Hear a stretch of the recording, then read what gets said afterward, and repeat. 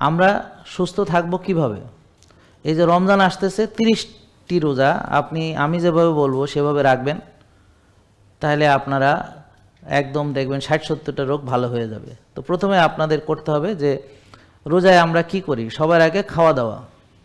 যদিও রোজা হচ্ছে এমন একটা মাস যেখানে আমাদের সিয়াম সাধনা, যেখানে আমাদের মনে করেন আত্মত্যাগের মাস, এটা হচ্ছে আমরা আখলাক চর্চা, আমল চর্চার মাস, সেটা হচ্ছে আপনার তাকওয়া অর্জনের মাস। কিন্তু আমাদের প্র্যাকটিক্যাল হলো রোজা হলো খাওয়ার মাস, কে কত খাইতে পারে, এবং অন্য মাসের চেয়ে খাওয়ার খরচ 3 গুণ বেশি।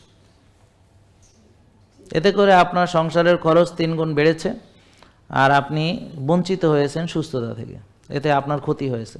তো এখন একজন মানুষকে আমাদের বুঝাতে হবে যে আপনি সুস্থ থাকাটা খরচ কম, রোগী হলে খরচ বেশি। তাহলে সুস্থ থাকার খরচ কম মানে সুস্থ থাকতে হলে অনেক বেশি খাওয়া সম্ভব না, যায় না, এজন্যে অল্প খেতে হয়।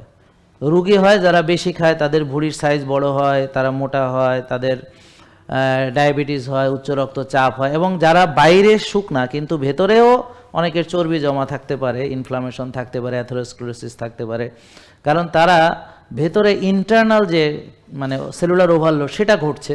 এটা আমরা হোমায়ার পরীক্ষা করে বুঝতে পারি, কিন্তু বাইরে থেকে তাকে দেখে মনে হচ্ছে লিন। তাহলে বাইরে মোটা থেকেও তার ডায়াবেটিস নাও থাকতে পারে। এরকম আমি 95 কেজির অনেকেরই চিনি ডায়াবেটিস নাই, 115 কেজি ডায়াবেটিস নাই, অনেকে আছে। আবার আমার কাছে 55 কেজি ডায়াবেটিস রোগীও আছে।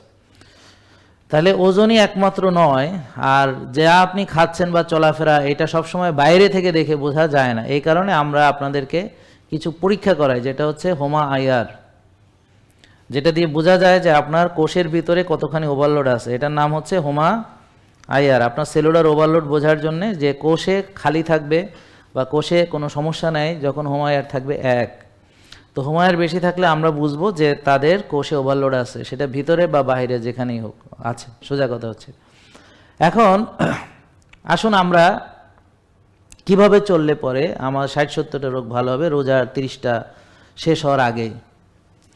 প্রথম হচ্ছে যাদের হোমা আইআর বেশি আছে, যাদের ডায়াবেটিস বেশি আছে অর্থাৎ সুগার বেশি আছে, যাদের ইনসুলিন বেশি আছে অর্থাৎ হাইপার ইনসুলিনেমিয়া আছে, যাদের ট্রাইগ্লিসারাইড বেশি আছে, যেটা 90-100-র ভিতরে থাকলে ভালো, যাদের ট্রাইগ্লিসারাইড বেশি আছে, এইচডিএল কম আছে, সিআরপি বা প্রদাহ বেশি আছে, ভিটামিন ডি কম আছে।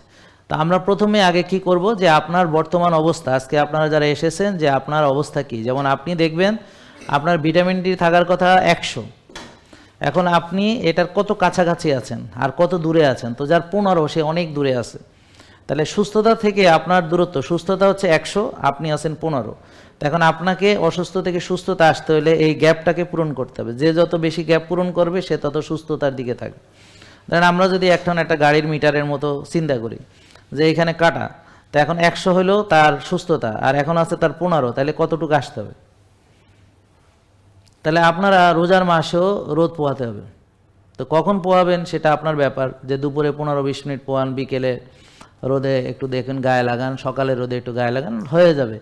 আবার সকালে বেশিক্ষণ রোদে থাকলে, দুপুরে বেশিক্ষণ রোদে থাকলে যাদের আবার সমস্যা, পানি শূন্যতা হতে পারে, ডিহাইড্রেশন হতে পারে, বিষয়টা খেয়াল রাখতে হবে।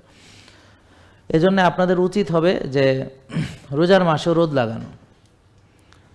সকালের রোদে আর বিকেলের রোদে ভিন্ন উপকারিতা, কিন্তু দুপুরের রোদে হচ্ছে ভিটামিন ডির জন্য আমাদের দরকার, বিশেষ করে সকাল 10টা থেকে দুপুর 2টা পর্যন্ত।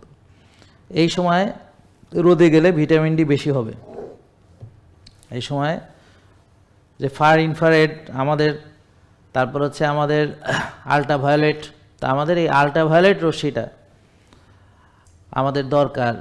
তাও আবার 2 ধরনের আছে, একটা হচ্ছে নাইট্রিক অক্সাইড প্রোডাকশনের দরকার, আর একটা হচ্ছে আপনার ভিটামিন ডির জন্য দরকার ইউভিবি, ইউভিভি। তো এরকম যাক, আমাদের অত ডিটেলসে জানার দরকার নেই, জানলে অবশ্য আমার আলোচনা আছে, দেখবেন অন্য ভিডিওতে। ইউটিউবে আমাদের 3200 ভিডিও আছে, আপনারা সেখান থেকে দেখতে পারবেন। তবে সহজ করে বলছি, আমাদেরকে রোদে যেতে হবে। তাহলে আমরা যদি রোজা রাখি এবং কোনো একটা সময় রোদ লাগাই, তাহলে আমরা ইনশাল্লাহ সুস্থ হব।